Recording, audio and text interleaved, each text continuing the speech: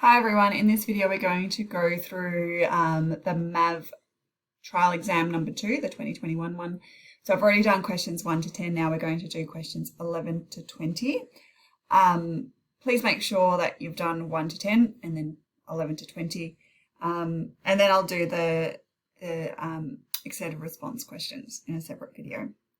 All right, so with question 11, we've got if g of x equals 1 over 2 to the power of x, then g of 1 minus x is equal to. So basically this just means we're substituting 1 minus x in for x. Okay, so g 1 minus x, and it's not too hard to substitute it in. We get 1 over 2 to the power of 1 minus x. And I probably should put that in brackets. Okay, now because it's 2 to the power of 1 minus x, I can actually separate that into 2 because it's the same as 2 to the power of 1 times 2 to the power of negative x. Okay, so we're actually just separating those powers. Okay, so remember when you've got the same base, you add your powers. Okay, so what I have here is 1 over 2, so a half, times 1 to the over 2 to the negative x. All right, so we're going to use this to think, well, what is it equal to? Because it's just not a matter of doing the substitution. We have our answers in terms of g. Okay, so we do need to think about, well, how does it relate to these answers here? All right, so sometimes it's a bit hard to think, well, where do I go? So have a look at your answers. Okay, so you can see we've got half taken out, 2 taken out as a constant. Here we've got plus a half. So I'm going to take, and I've got half here, so I'm going to take half out. I'm going to do half times g of something. Okay, so we'll just see if that is going to match any of our solutions. Now, I've already got the half, so I'm looking at 1 over 2 to the negative x. Now, I know that g of x is equal to 1 to the power of 2x. So remember, I've got to substitute something in to here to get that x. Okay, so if I want it to be negative x, I'm basically going to be substituting in negative x for x. So it's the same as g to the negative x. Now, if I'm looking at my solutions, there we go, the answer is D. Okay, so we're looking at what it is equal to, not actually just doing the substitution, which would be a lot easier. All right, moving on to question number 12. So the solution to the equation, blah, blah, blah, is, okay, so what have we got? Half times E. All right, so we can, let's just do our calculator. I need to actually get my calculator up. All right, so let's just solve that on our calculator. So solve, all right, half e to the power of x plus 2, and then times e to the power of 2x minus 1. And that is equal to 1, and we're going to solve for x. And well, it's quite funny that it's given us a approximate answer, because you probably actually go through all those solutions and see which one is equal to that. That is one way you can do it. Let's just go back and do the exact answer. So we get x equals log 2 over 3 minus 1/3. Now let's have a look at our solutions and see if that is there in that form. So it isn't. So let's just also look at what our solutions are. So A and B are the only ones that have the natural log. Okay, so I'm actually going to do a bit of cancelling. It can't be B and it can't be A. Okay, because they're not the same thing. And Okay, so C, D, and E, you can see the base is no longer E. Okay, they're not natural logs. We've got base 2 and so on. So we do need to actually change the base for this answer. So when I do this, I'm actually thinking it's probably easier now just to type them in and see which one gives you the same as the approximate answer on your calculator. But let's go ahead and do the change of base anyway, because it's a good skill to have. All right, so, oh, you can actually, I had to Google it because I don't remember it off by heart, but there it is. There it is, sneaking in there. There's your change of base rule. So what I'm going to do is just, this divided by 3, remember, is the same as 1/3. Okay, and then I'm just going to deal with changing the base of the natural log of 2. Okay, so I'm going to just put that in brackets. All right, so we're going to change the base. You can see your answers, we have mostly 2, so I'm going to change it to base 2. So what, I might do that over here. So at the moment we have log base E of 2. Okay, so your value of, in your change of base formula, B is E and A is 2. So remember, we're going to change the base so that they're both 2.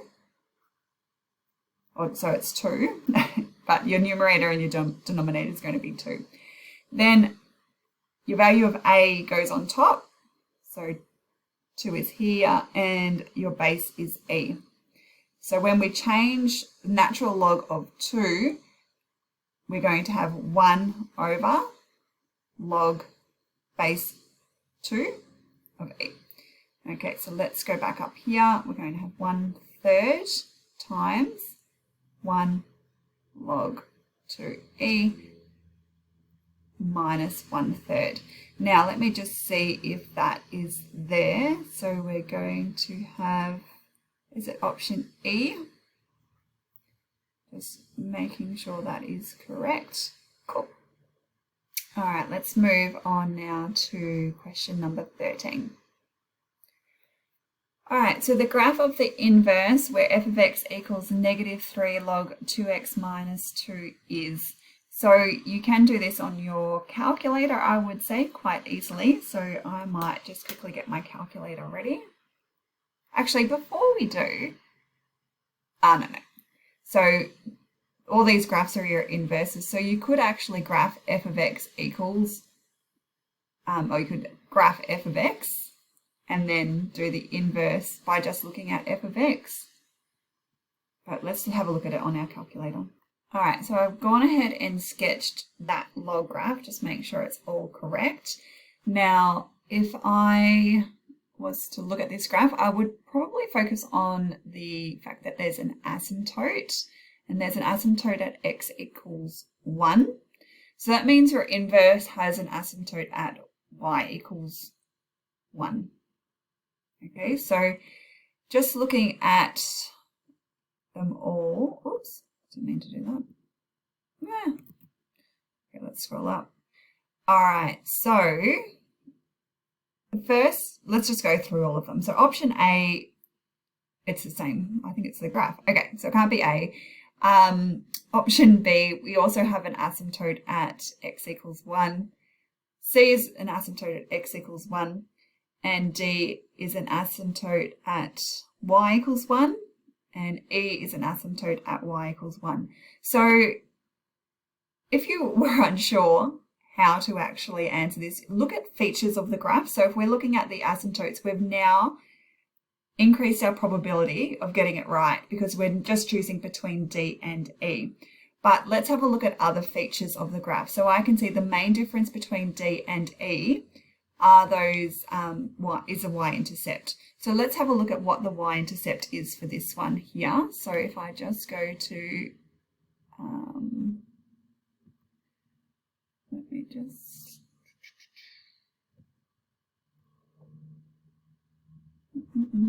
maybe trace.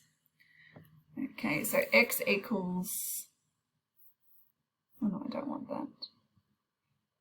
All right, so I was just saying what button to press.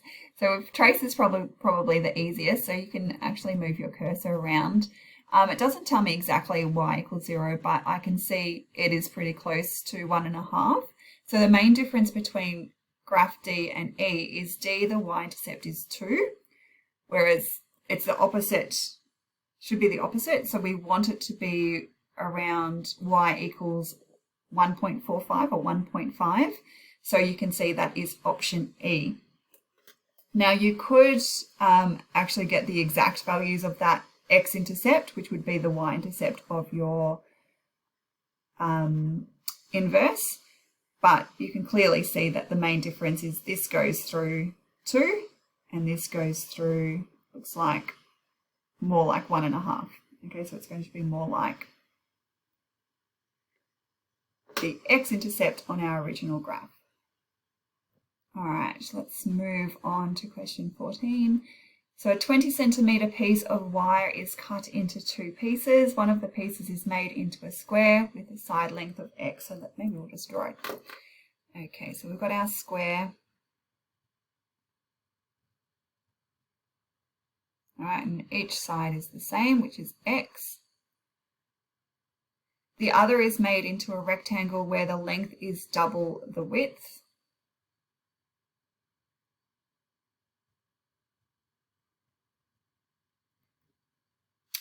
All right, so with your rectangle, we've got, where are we? The length is double the width. So let's say this is our width. So that means our length, instead of calling it L, I'm going to call it 2W. All right, so if we think about our perimeter, the perimeter of the square is going to be 4x, and the perimeter of your rectangle, we've got 20 centimetres of wire. So remember in the question it's 20 centimetres minus 4x. Now the perimeter I know is also going to be equal to 6W. Okay, because all the sides, 2W plus W, 2W plus W is 6W. All right, so let's just rearrange this so we get W on its own. So the width is going to be 20 minus 4x and divided by 6. Now you could simplify that if you want, but I'm just going to leave it like that because when we're looking for the total area, so it doesn't really matter if I leave it in that unsimplified form. Okay, so the area, and I might actually have to make this a bit bigger, which actually doesn't give you much more space, but anyway. So the area of your square is x times x, which is x squared, plus the area of your rectangle is length times width. So your width is 20 minus 4x over 6, and then it's multiplied by 2W. So times 2, and I might just put W there because we're running out of room, but it would be 2 times this value of W. All right, so now we've got a expression for the area. Let's just do on the calculator. All right, so we're actually, what are we doing? The minimum. So we want to find function minimum. Okay, so I'm going to write the expression in. So x squared, oops, got the x squared plus, now I'm going to have to use a few brackets here, 20 minus 4x divided by 6, close your brackets, times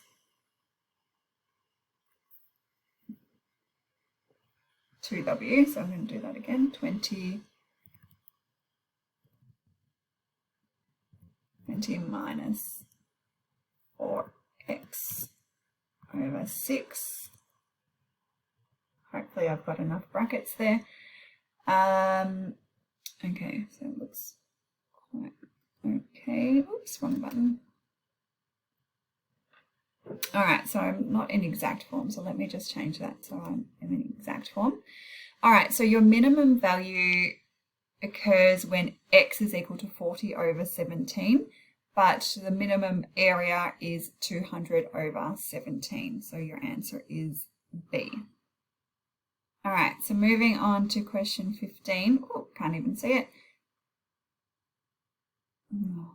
Sorry. Question 15. The area bounded by the graph of y equals g of x equals 5x squared plus 4. The x-axis and the lines x equals 0 and x equals 1 is estimated by taking the average of the areas of the left blah, blah, blah. Actually, I probably shouldn't do that. Let's read it. Of the left endpoint and the right endpoint rectangles with the width of 1/3 of a unit. The left endpoint rectangles are shown in the diagram below. Okay, so we can see it's not written on here, but this is 1/3 and this is 2/3, giving a width of 1/3. All right, so the approximation using the average of the areas written as a percentage correct to 1 decimal place of the exact area. So we need to, the approximation using the average of the areas written as a percentage. All right, so that's important. We're doing a percentage of the exact area. So we're not just finding the areas, we're finding it as a percentage of the exact area. So we've got to do several things here. All right, we've got to do our approximation and we've also got to find the exact. So let's do the left rectangles first. Okay, so remember your left rectangles have to hit the left side, the curve on the left side of the rectangle. So you can see here. When you're doing right rectangles, and I might actually draw them in a sec, it has to hit the right side. So let's do the left rectangles first. So this point is 0. So we're going to substitute in 0 to our function, which is 5x squared plus 4. So I might just make that a little bit smaller so we can see it. So we're going to do g of 0 times 1/3. Okay, so g of 0 will give us the height, which we can see is 4, and we can also substitute that in, we would get 4, and if we substituted into g of x, times 1/3, plus g of, now this point here is at x equals 1/3, so we substitute in 1/3 into our function, times 1/3, because that's the length of here. So I should do this one here. Right, so these are all 1/3, that's why I'm multiplying by 1/3. And then plus the last one is going to be g of 2/3 times 1/3. Okay, I'm just going to leave that at the moment and do right. We're going to just use our calculator anyway. All right, so for right rectangles, I'm going to draw over the green. So our first rectangle is going to go up like that, then our next rectangle is up like that, and then our last one is going to hit the right side there, goes up like that. So you can see we're now over the curve, so you're over approximating.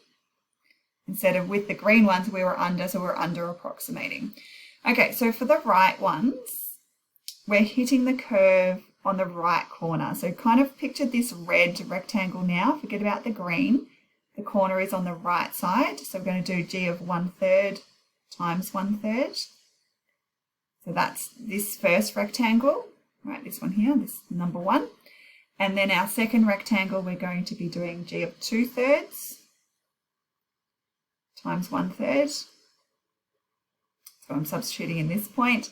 And then this point here is 1. So we're going to do plus g of 1 times 1/3. Okay, so you can see we've got quite a few things that are repeated there. So you can simplify it if you want to, but just because you might get a question that asks for left rectangles or right rectangles, I'm actually going to do the process for both. Okay, so let's just define, so we don't have to keep doing our substitution. So define and use g of x, it doesn't matter. Doesn't always have to be f of x. So 5x squared plus 4. Done. All right. Now, you're always multiplying them by 1/3, so we can take that 1/3 out as a common factor.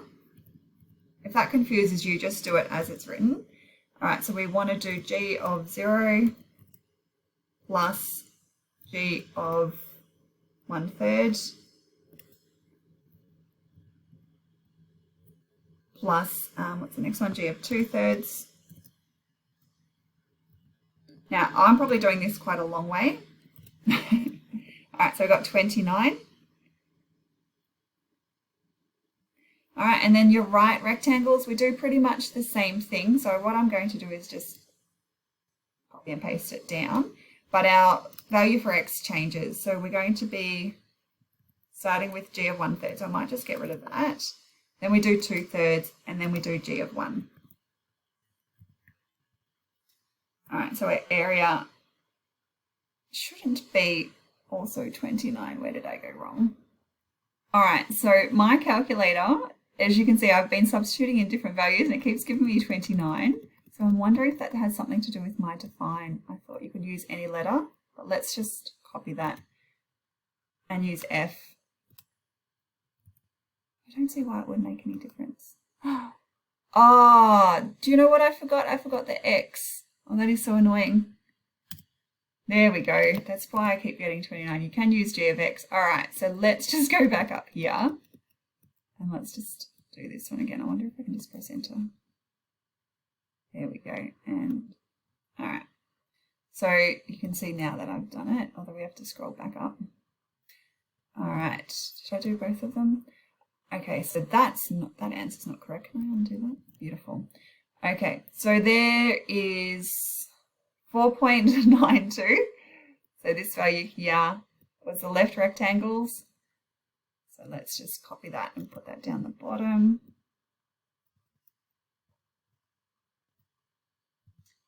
And I'm going to add the right rectangles. That was funny how it all went 29. All right, and we're going to divide that by 2, okay, because we're doing the average.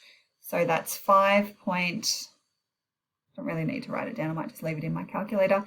Now let's do the exact area. All right, so we're going to do, I can't remember how to do it.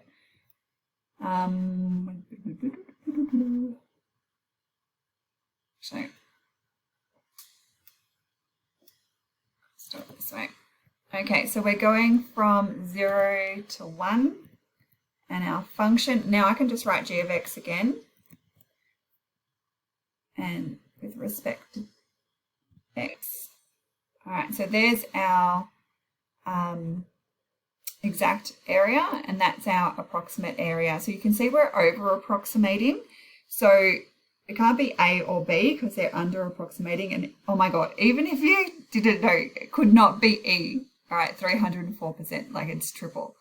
Okay, so we're going to take our approximation, drag that down, divide that by our exact, and then we multiply it by 100 to turn it into a percentage. So we get 101.63. So closest is C.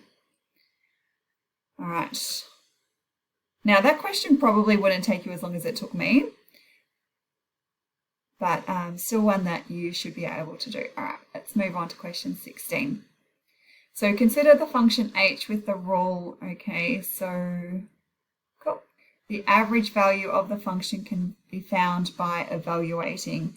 So we can't just go and put it into the calculator. All right, we need to get it in terms of h of x, which is quite frustrating. So remember your average value formula is 1 over b minus a to b of f of x. But this time we've got two functions, which is fine. So, and we've got two separate intervals as well. So we've got to take both into consideration. All right, sorry, I just had to have a bit of a pause and I can't remember what I was talking about, but let's get back into this question. So what we've got here is a hybrid function. Often you will see that these are symmetrical, but let's just graph it to check. So if I wanted to graph it, okay, so I'll get rid of you. So we've got log 1 minus x, whoops. And we do need to restrict that function. So remember, we've got given that x is between -3 and 0. And our other function, excuse me, x plus 1. And this time we're going from 0 to 3.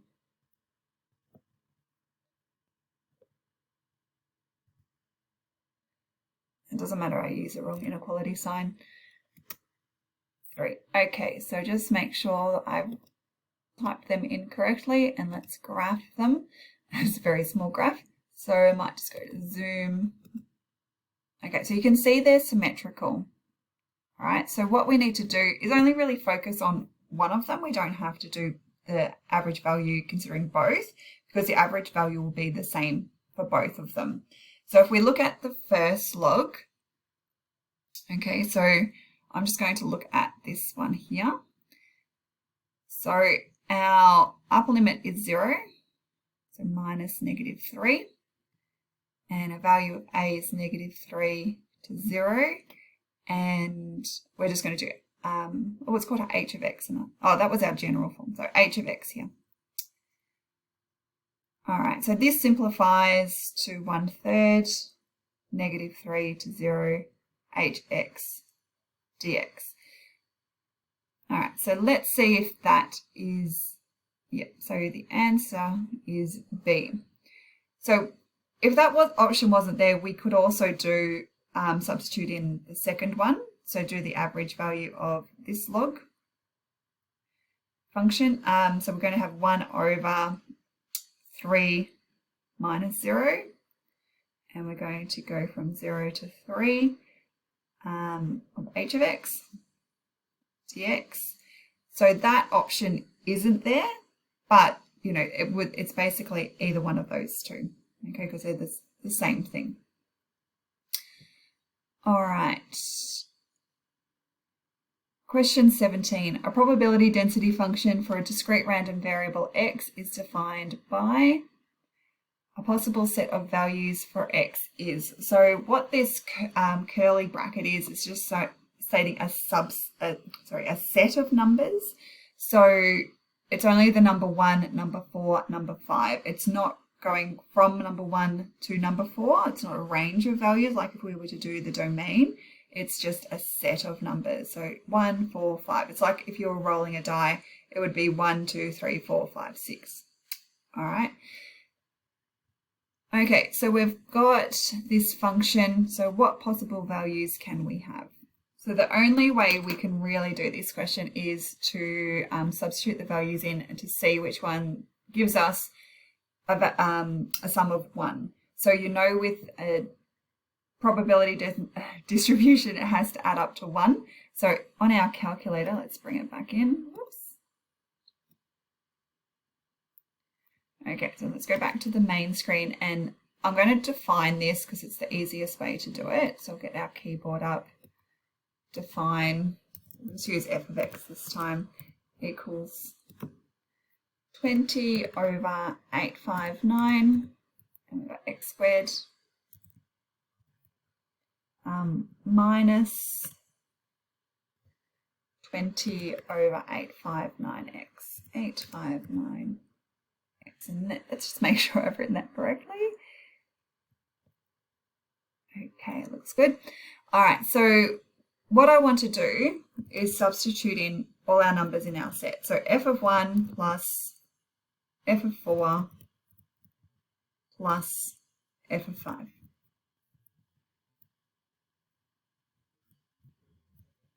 All right, so I'm just doing option A, substituting in 1, 4, and 5. Now we want to get the number 1. All right, so clearly it wasn't the first option. So I'm just going to highlight it and go down. So the next one, we've got -1, 4, and 5 doesn't equal 1. The next option, we've got -1, 4, and -5. And there it is, it equals 1. You can go on and do D and E if you like, but let's try to keep this video a little bit shorter than what it always is. So option is C, so it has to add up to 1. So an interesting question, quite like that. All right, question 18. A random sample of 300 maths method students were selected, and it was found that 80% of them did more than 1 hour of mathematics a day.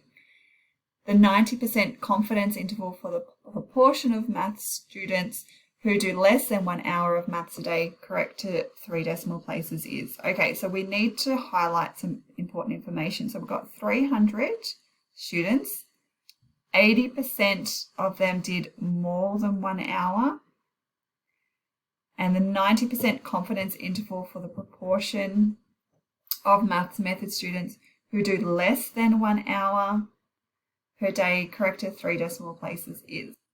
All right, so I went away and thought about this question a bit before answering it. So when you think about confidence intervals, you do need to refer, and let me just get the textbook up, to this formula, which is on, actually, let me scroll down, it's down the bottom. The one down the bottom is on your formula sheet. So K is your confidence interval. So not your confidence interval, but your value here is, where are we?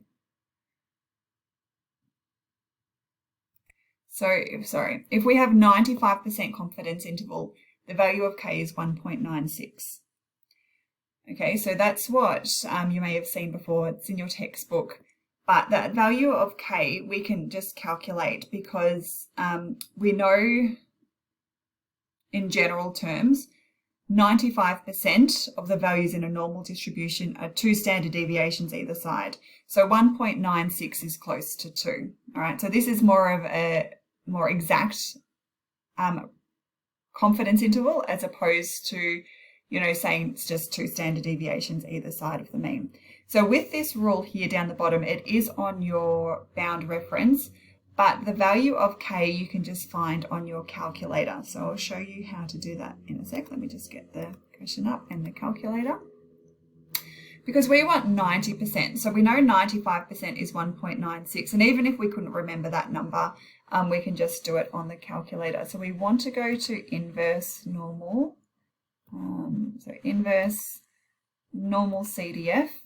Okay, and you can't really see my screen, so I'll go down.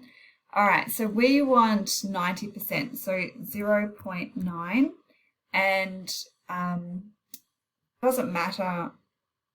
Sorry, it does matter. You just want to keep your mean and your standard deviation as 1 and 0.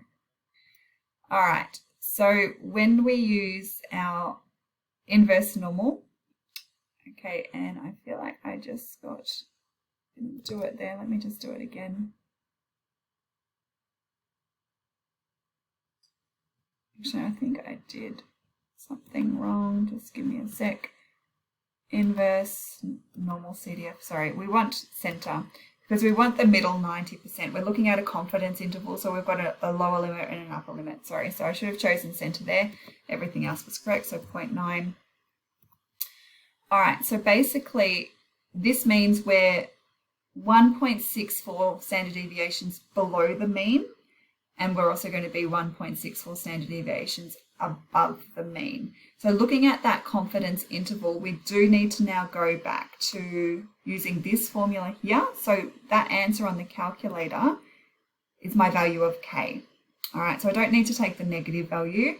I'm just going to use the positive value for K. So P is your sample. Oops, where am I? All over the place. Okay, so we know 80% is more than 1 hour. We want to look at less than an hour, so it's going to be 20%. So P hat is 20%. So I'm all over the place. Let's get that back up.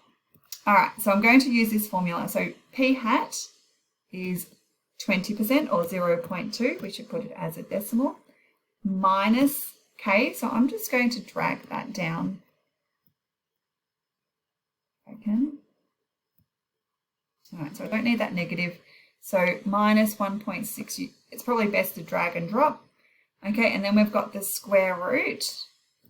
So it looks complicated, but it's not that complicated. 0.2, and then 1 minus 0.2 is 0.8, so we go times 0.8, and then divided by n. So our number of students was 300, so divided by 300. All right, so there's our lower interval. Then our upper interval, you can see the only difference is we're adding, because now we're above the mean. So what I can do is just add that to it. Actually, I'll leave it there. I'm going to highlight it and drag it down so we can see both values. So we'll just change that to a plus. All right, so 90% would be between 0.162 and 0.238. So going back to our question, our answer is B. All right, so with that one, finding that value of K, so the term confidence interval, you should then recognize that you're using that formula that I showed you from your textbook. Okay, this one here. The value of K is found by using inverse normal. Just remember, we're looking at 90% is in the middle, so we want to use center, not left, which I chose initially. And then that's our value of K, and we just substitute that into the formula. Okay, let's go now on to question 19. The birth weight of newborn babies is normally distributed. 0.575% of newborns have a weight less than 2 kilos and 0.518% greater than 4.8 kilos. The rule for the distribution is closest to. Okay, so we have this in our textbook as well. All right, so we do need to know the mean and the standard deviation before substituting it into the rule. Okay, so that's what we need to find. All right, so for this question, we also need to use our inverse normal again. So if I quickly just draw a normal distribution. Okay, so we have in the middle a mean and we have standard deviations either side. Now, we've got newborns way less than 2 kilos. So let's say 2 kilos is somewhere down here. And then 4.8 kilos is somewhere up here. What we want to do is use the Z-score formula or the standard score formula, which is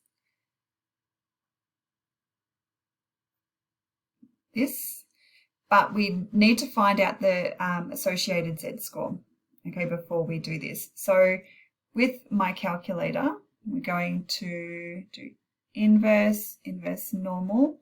So the 2, this part here, is to the left. So I'm going to use left, and our probability is 0.575. Oops, why aren't you typing in? 0.575. Now it is a percent. I can't leave it as 0.575 because I haven't converted it into a decimal yet. So it's very important not to make that mistake. So we've got to convert it into a decimal by dividing it by 100. So at the moment it's a percentage, and it's a very small percentage. So that might be a little bit of a trick in the question. So I do need to divide it by 100 to turn it into a decimal. All right, and we're just using standard normal. All right, so we've got negative 2.527, and then I'll do the top one. So we're back here, inverse normal. So this time we're doing to the right, and the probability is 0.518 and divide it by 100 again. So we've got 2.56, doesn't matter, because we're just going to drag and drop on the calculator. All right, so to calculate the mean and standard deviation, we're going to use this Z-score. So what we've basically got is our value of X, which is the 2 and the 4.8, and our Z-score, which is negative 2.5 and 2.56. All right, so we're going to use those two, substitute them into this Z-score, and then solve. So our first equation is going to be, instead of Z, we're going to have negative 2.527. I'm going to just drag that from my calculator, equals X, which is 2, minus our mean over our standard deviation. So there's one equation. Our second equation is going to be 2.563. I'm going to just grab that from my calculator. 4.8 minus our mean over our standard deviation. So I just use solve now to solve for the mean and the standard deviation. This is a very long question. So solve now, we'll just do our drag. Equals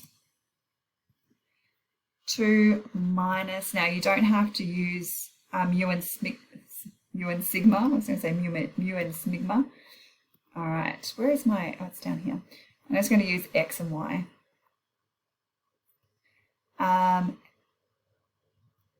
Oh, I keep forgetting, can I do this? Can I do end on? Oh, I don't think I can from memory. Sorry, I'm getting confused with the other calculator. Let's just cut that. And bear with me. Should have done this one. Okay. There we go, there's our first one, and then our second one. Let's drag this value of z equals 4.8 minus x over y. Doesn't matter that I use x and y. X comma y. All right, now I can just check whether I can leave it in decimal, which is fine. So my mean is 3. Now we're just doing it to 2 decimal places, so 39, and my standard deviation is 0.55. Now we do need the rule for the function for the normal distribution, so I'm going to go back to the textbook and wouldn't be too far away. So let's just, no, it's not one, sorry, chapter 16. Is it this one?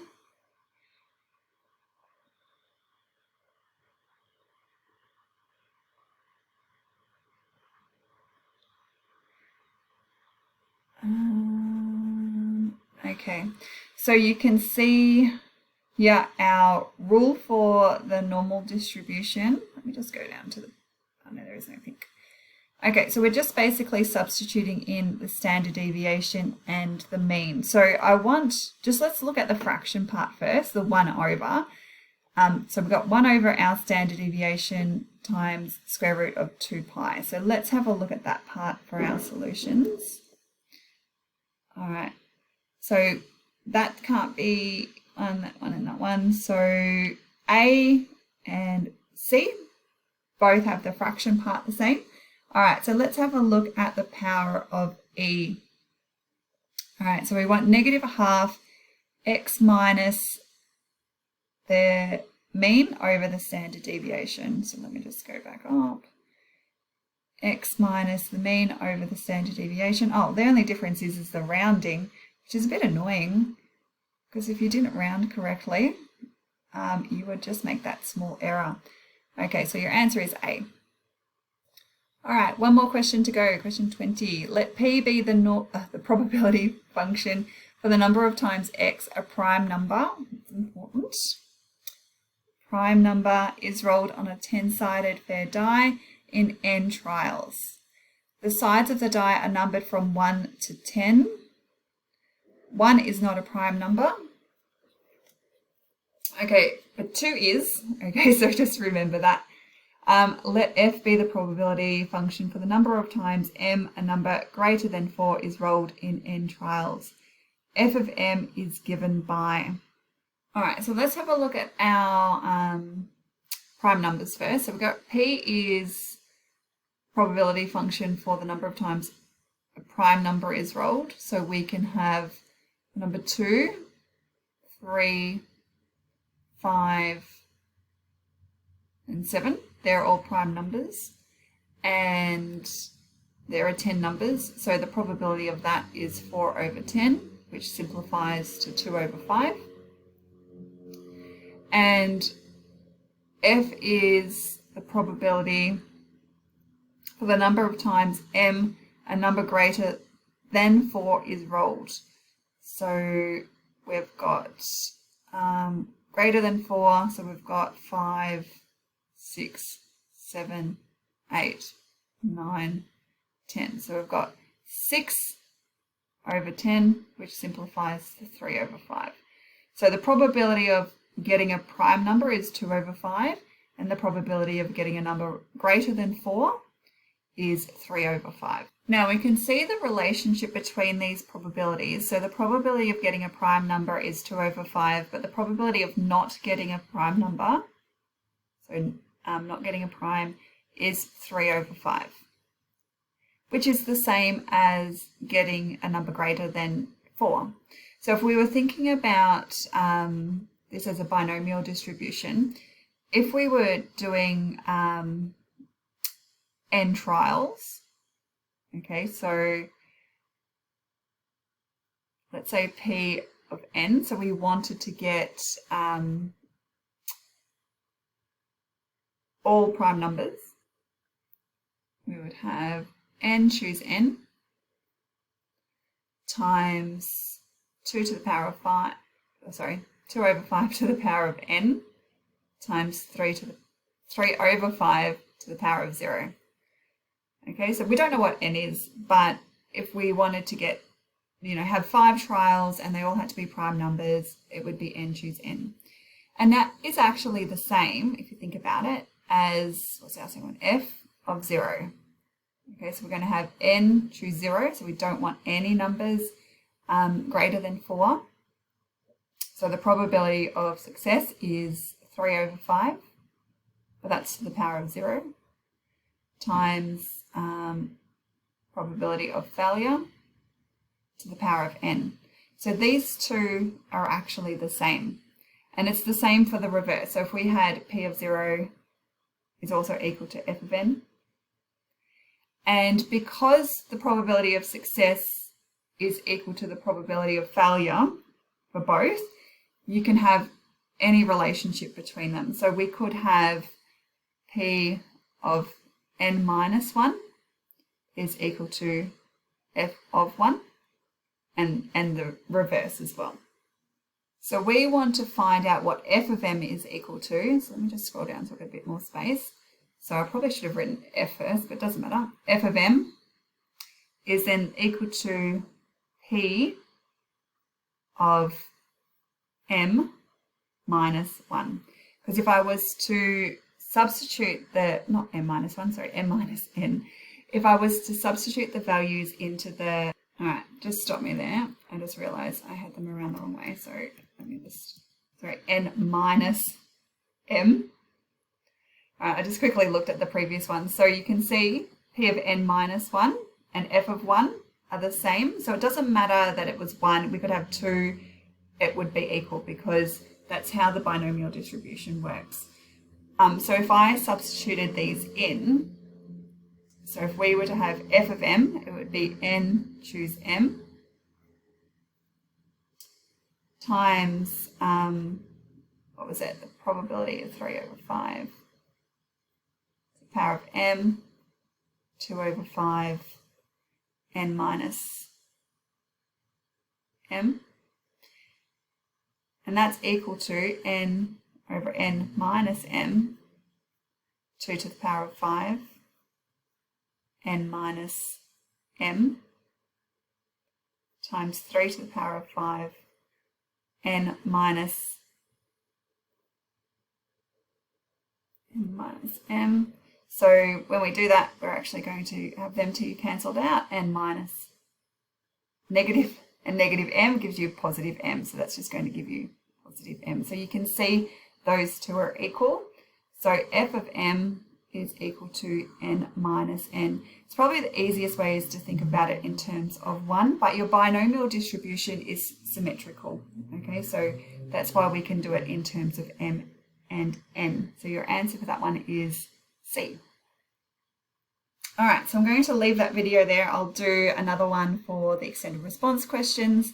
Some very tricky questions there, but please remember your actual VCAR exam is probably not going to be as challenging, but it's good to do these challenging questions, but don't think, oh, I need to get 100% on them.